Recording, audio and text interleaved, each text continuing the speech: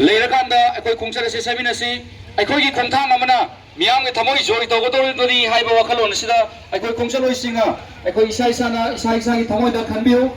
लोइना अखोई असे खोंगचत असे सत्पा होरी मरमदना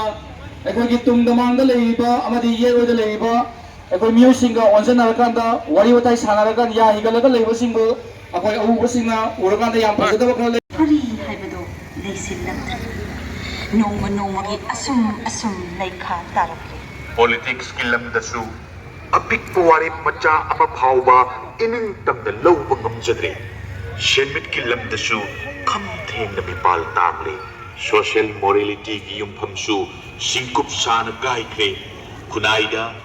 अमना अमबु थाजनबसु मयेन खंता ताख्रे खुनाइ की लिंजल मानबगी लिपुलसु लेत्रे खुनाइ की चटलोंचत फक्षी खासीसु यामन काइथरख्रे इनान कल्चरसु अमुक हन हिंगत हनबो वागदब चांगा लेखा ताख्रे फुरुक की सतम सुनो मनो मगी मांगसिलते इसिसु का सजा सजा संशी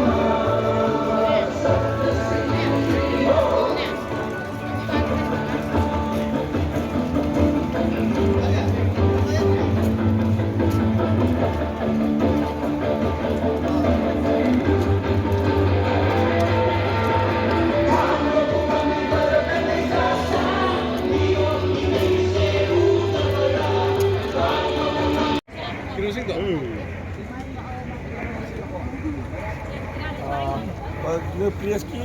कहना है होल से हम ने पन Mongol row खुरमगा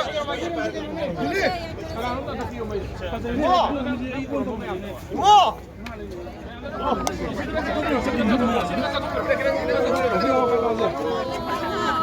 Imalay Pangna! Imalay Pangna! Imalay Pangna! Imalay Pangna! Upa khongna! Upa khongna! Upa khongna! Imalay Pang Imana! Imalay Pang Imana! Briefing.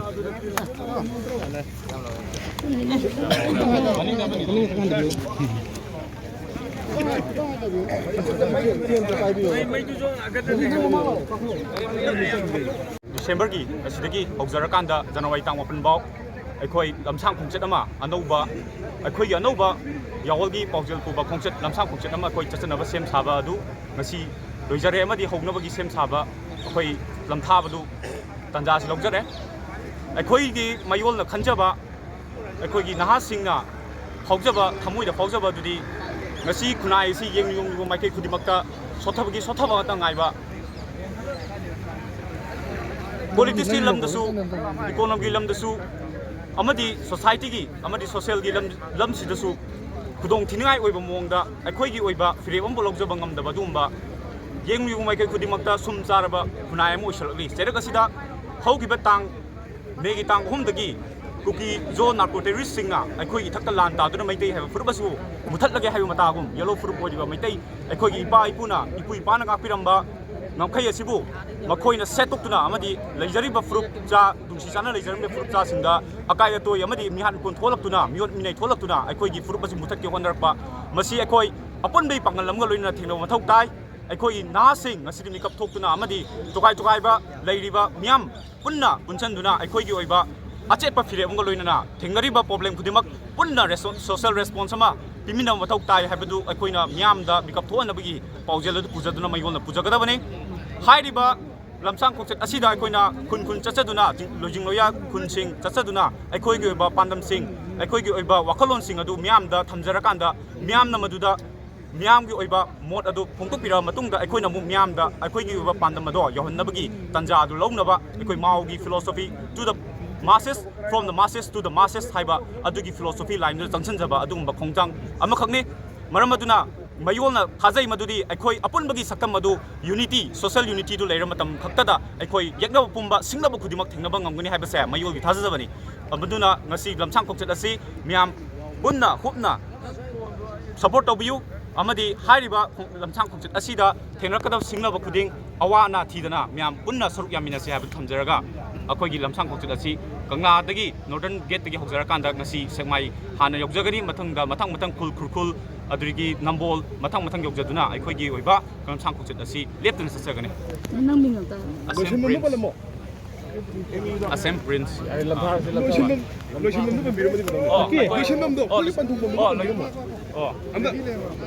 aduga अखोगी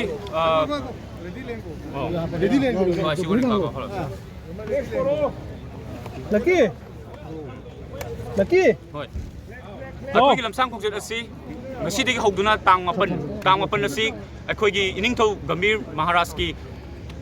death anniversary nubini masigi akhoi gi Kanchipur gi nakanda lairiba Gambir Singh complex da akhoi khongchat asi loshanduna closing ceremony adu pangtuk sagane Manipur Youth Leauge samna haira karna mayol ki magi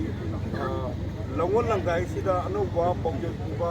pojel asi diga hoguda ba pojel sina num tingumal tumi sada pojel sida lebini ba tungan ba idam dum digai kai ekoi ladam sida lebini bi furup sa tumanga koi sajok pibi rekarna i hene ya choba aduga imalai ba pu luksi bi ko si ba mayam sing sina amukena imalai ba pu luksi rekarda koi apapa anu ba Manipur ba sim ne ba kidamakta khongchat si mai pat wo sinu hai bo wakal lu lena asigi khongchat si bakom si diga hokere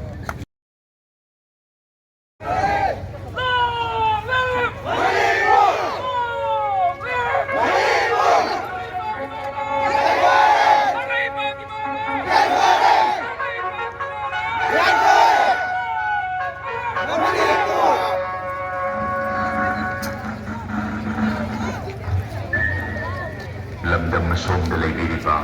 ipa-ipal isil inaw si ima indol. Mahiroy singi makamda, ay ko'y ano balangon ni Paujel Puba, lamsang khongchat. During March 4th, National Regeneration December 10, lisingan kulong January 8, lisingan kunmari pawat chachadabon versi kabalay na niyang naging dari madali. Arundo Kuyalan Kayana, nagkansang nalakado rin.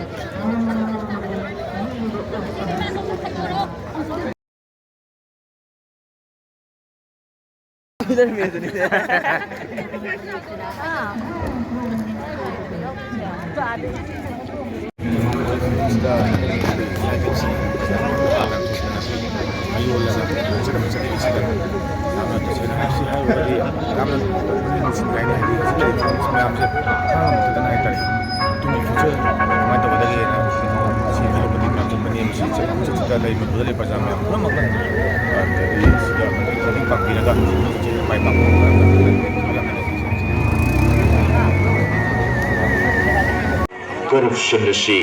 aikhoigi nat haibadi culture oirakli environment suka hen sokshinkre amadi naha ayambana drug ki khayat chongshinkre ꯄꯨꯝꯅꯃꯛ ꯑꯁꯤꯅ ꯃꯔꯝ ꯑꯣꯏꯗꯨꯅ ꯉꯁꯤꯗꯤ ꯑꯩꯈꯣꯏꯒꯤ ꯈꯨꯟꯅꯥꯏ ꯃꯄꯥꯡꯒꯜ ꯁꯣꯜꯂꯤ ꯃꯇꯤꯡ ꯌꯥꯎꯗ꯭ꯔꯦ ꯃꯆꯣꯏ ꯇꯥꯔꯦ ꯁꯤꯡꯅꯕ ꯑꯃꯠꯇ ꯃꯄꯨꯡ ꯐꯥꯅ ꯃꯥꯌꯣꯛꯅꯕ ꯉꯝꯂꯛꯇꯗꯨꯅ ꯃꯨꯠꯄꯒꯤ ꯂꯝꯕꯤꯗ ꯈꯣꯡꯂꯩ ꯌꯥꯎꯅ ꯆꯪꯁꯤꯜꯂꯛꯂꯤ